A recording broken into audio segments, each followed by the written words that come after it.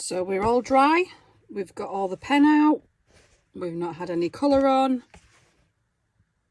Very, very happy with that. So now that we're all dry, we need to get some of these creases out and then we can mount it back in its hoop. So I've just warmed up my little mini Cricut iron. I'm just going to grab my little ironing board, one of these little tabletop ironing boards. I'm going to do it on the back because obviously I don't want to cause any issues.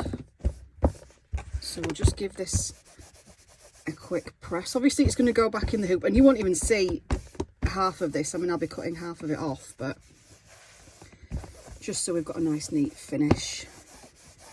I've got it on quite a cool setting so as not to scorch any threads. So it'll take a wee while just to get all of these out. As I say, most of this is going to be cut off, so it's really the bits around the image that I'm more bothered about.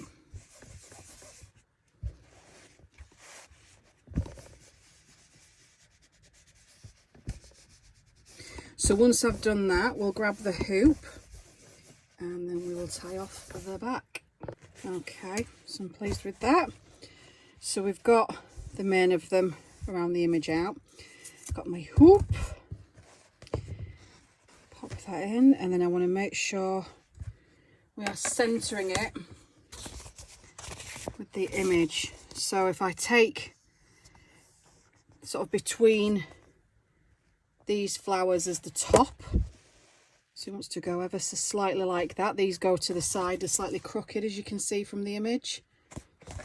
And then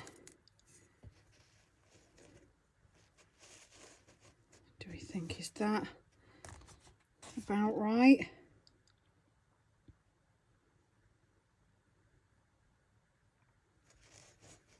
Slightly further.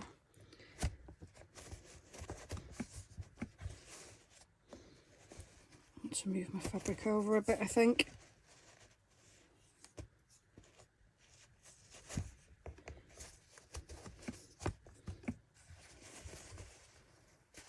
Now, what do we think to that?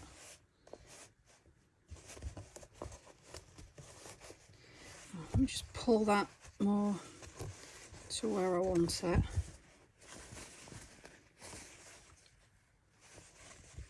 So we've got probably 3 finger spaces either side-ish.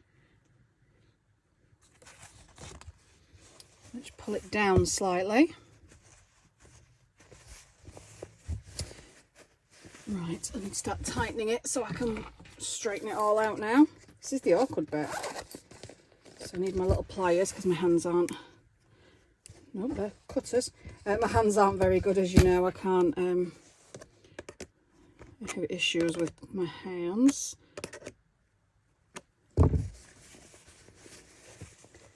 So let me... I'm pulling the ring off here.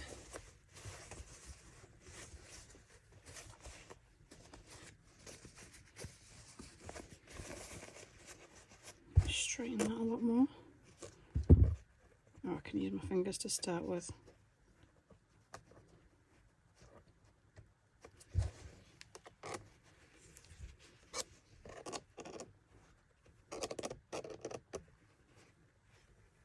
Ooh.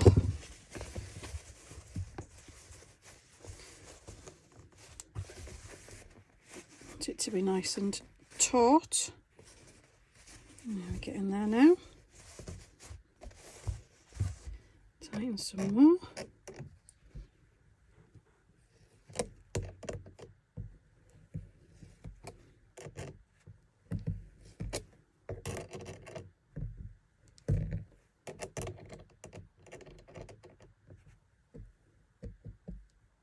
Oh, it's about as tight as I can get it, I think.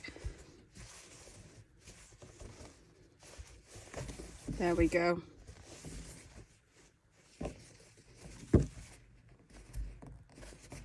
And I think that's best we're going to get it. Maybe one more little turn if I can. Goodness me.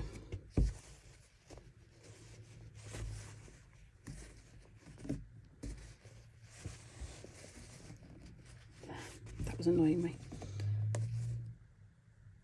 Okay, so next thing we need to, I'm just going to trim the edges, and then we're going to stitch and pull all this in. So I'm not going to go mad. Not cut them too short.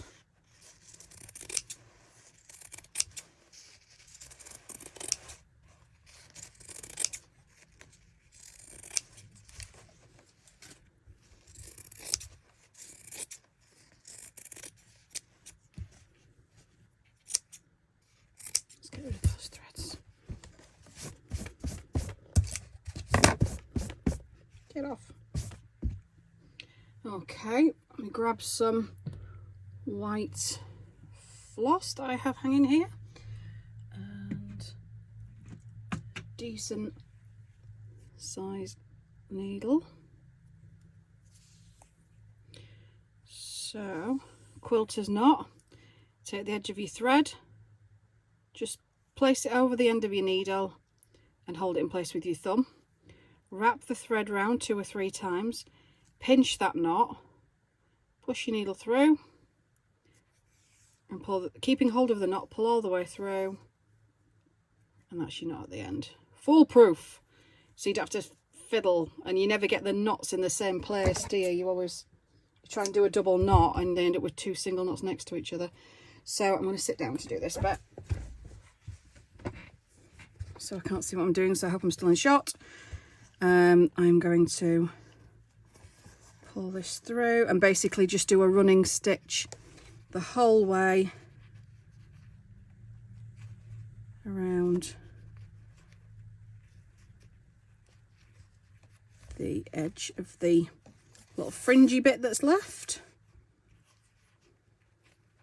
Oops.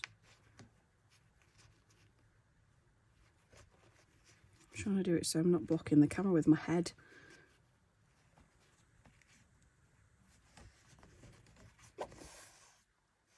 So I'll come back.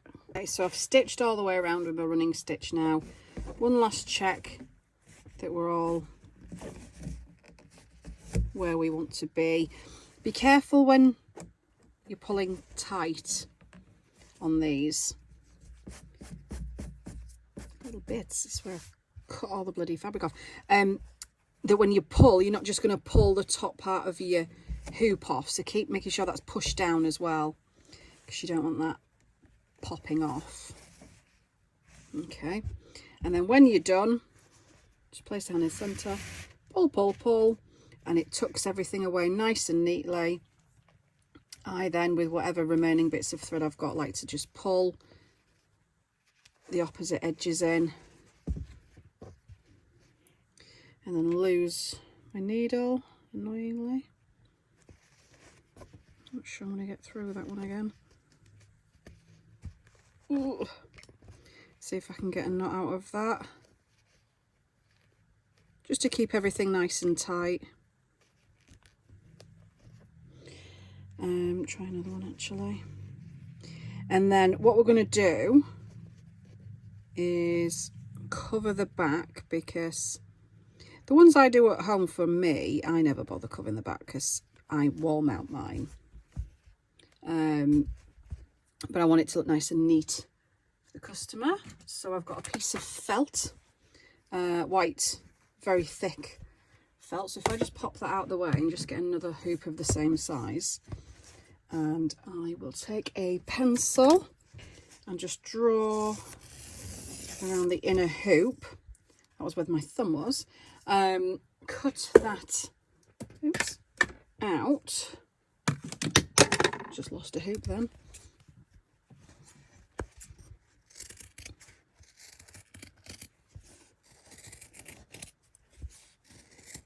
You're never going to be able to freehand a perfect circle, but let's hope it's something like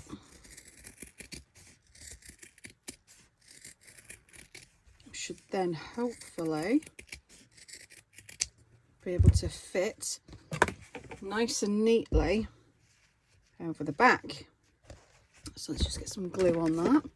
Just using my 3-in-1 beacon glue, which is a fabric glue that is currently gunked up. it's a fabric glue, so obviously you're sticking fabric onto fabric. So I'm just going to go around the very, very edge. Once this works, just a thin line just to hold it in place. I don't want any seepage coming through, so we will smush it and we're done. I don't want to leave just a big thick globbing so it seeps through any of the linen, but that should be enough just to hold it in place. If this was one of the gifted ones that I was doing, I would also add like a little card on the back of the felt, so whoever you were gifting it to, you could write a little message on if you wanted to, but there was no gift instructions with this one. I think it is a gift for somebody, but we'll leave it as it is because I don't want to put a big dirty card on the back and then, well, not dirty card, but a massive card on the back and then there's nowhere, you know, she doesn't want to write anything on it. They were for like the teachers ones and bridesmaid ones that I was doing. So that's it. So that should hold nice and neatly in place. And we're done. Happy days. Chromatic. But I hope the bride is pleased with it.